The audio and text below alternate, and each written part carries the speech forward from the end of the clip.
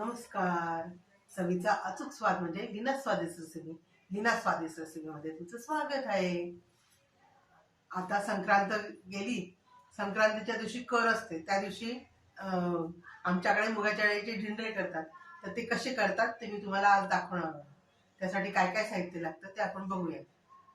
चला तर मग मुगाची डाळ गिरणीवरनं दळून आणायची आणि मग त्याचं पीठ आपण हे ढिंडऱ्यांसाठी घ्यायचं. कोणी त्याला घावन म्हणतं, कोणी त्याला एंडण्या म्हणतं, आम्ही त्याला ढिंडरं म्हणतो. मीठ घ्यायचं, आलं लसणाची पेस्ट घ्यायची, जिरंपूड घ्यायची, तिखट, हळद, हिंग, तेल आणि त्याच्याबरोबर खीर पण खातात, चटणी पण खातात. तर ओली मी शेंगदाण्याची चटणी करणार आहे. शेंगदाण्याचं कूट, कोथिंबीर, हिरवी मिरची, आलं आणि जिरं हे आपल्याला चटणीसाठी लागणार आहे. तर आता आपण हे पीठ पहिल्यांदा हे सगळं टाकून भिजवून घेऊया. हिंग टाकला, हळद टाकली, तिखट आपल्या चवीनुसार,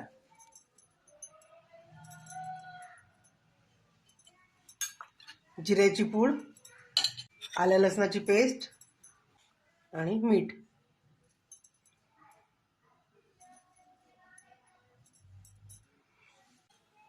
आता आपण हे सगळं पाणी टाकून भिजवून घेऊया.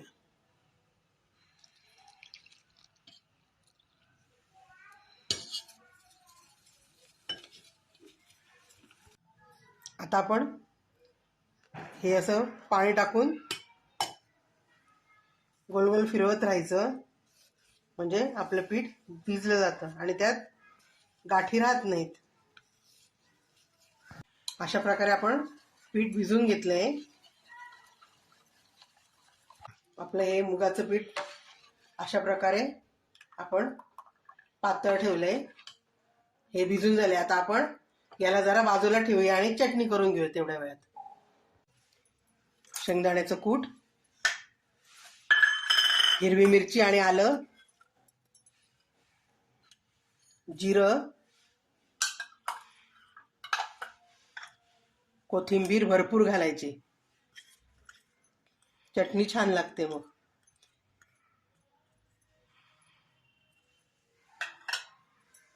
आणि चवीनुसार मीठ.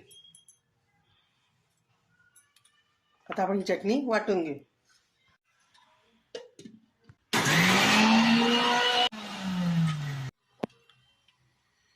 अशा प्रकारे आपली चटणी वाटून झाली आहे. आता आपण गॅस पेटवून घेऊया, म्हणजे तवा तापेल. आपला तवा तापलाय की नाही हे बघण्यासाठी असं थोडं पाणी टाकून बघायचं. आपला तवा तापलाय. आता पहिल्यांदा आपण थोडंसं तेल टाकून घेऊया.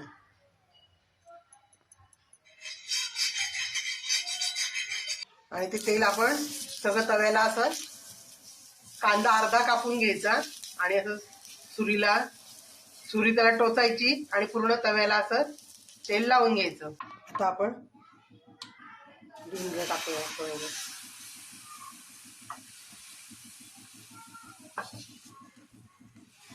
आता छान आपण असं पळी फिरवून घ्यायची. मस्त पातळ ढिंडरं येतं. मग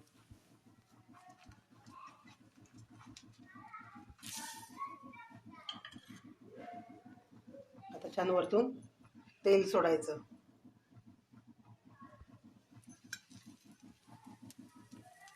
आणि बारीक गॅस ठेवायचा.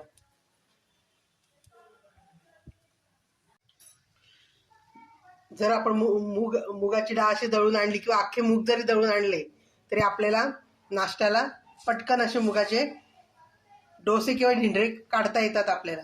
आणि हे भरपूर प्रोटीन असतं याच्यामध्ये आणि फायबर असतं.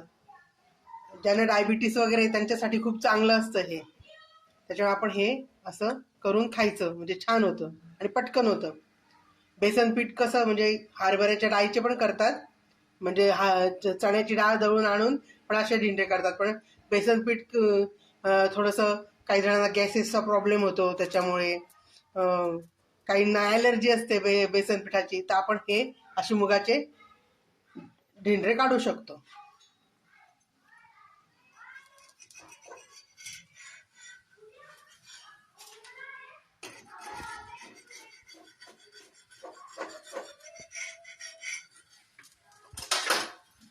आता आपण त्याला छान घेऊया, कडा कडा मोकळ्या करून मग त्याला उलट करूया.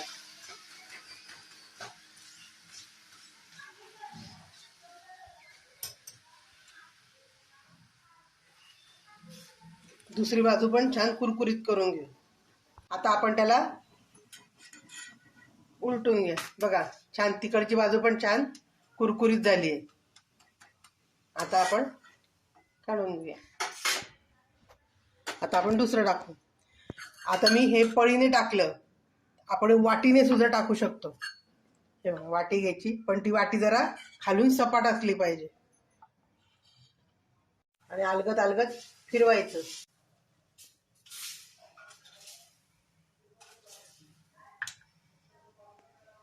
असं छान तेल सोडून घ्यायचं.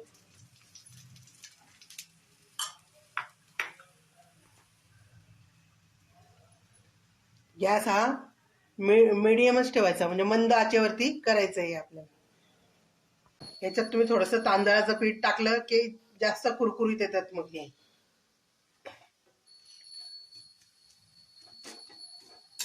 असा आपला हा झटपट नाश्ता झाला तयार. अशा प्रकारे आपले हे मुगाच्या डाळीचे डोसे, ढिंडरे, एंड्या, घावन तयार झालेत. आपण हे चटणी बरोबर पण खाऊ शकतो, सॉस बरोबर पण खाऊ शकतो, याच्याबरोबर खीर सुद्धा खातात.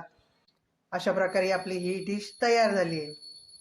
माझी ही रेसिपी तुम्हाला कशी वाटली ते तुम्ही मला कमेंटमध्ये सांगा, आणि तुम्ही कशी करतात ते पण मला सांगा. अशा प्रकारे झटपट होणारा नाश्ता तुम्ही पण एकदम घाईत असाल तेव्हा असं मुगाची डाळ दळून आणा, म्हणजे असंच झटपट तुम्हाला नाश्ता करता येईल.